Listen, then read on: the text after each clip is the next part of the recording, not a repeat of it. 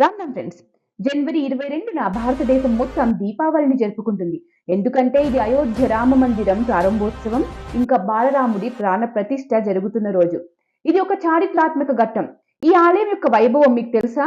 ఈ ఆలయం భారతదేశంలోనే అతిపెద్ద ఆలయం. ప్రపంచంలో 3వ అతిపెద్ద ఆలయం కూడా. ఇది 3 అంతస్తుల ఆలయం. ఒక్కో అంతస్తు 20 అడుగుల ఎత్తు ఉంటుంది. ప్రధాన గర్భగుడిలో శ్రీరాముని బాలరూపం ఉంటుంది. మొదటి అంతస్తులో రామ్ దర్బార్ ఉంటుంది. ఇది కాకుండా ప్రధాన ఆలయంలో 5 మండపాలు ఉన్నాయి.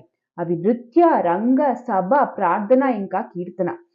అహ్మదాబాద్‌లోని ప్రసిద్ధ సోంపుర కుటుంబం ఉక్కు మరియు ఇనుము ఉపయోగించకుండా కేవలం రాళ్లతో నాగర శైలిలో ఈ ఆలయాన్ని నిర్మించారు.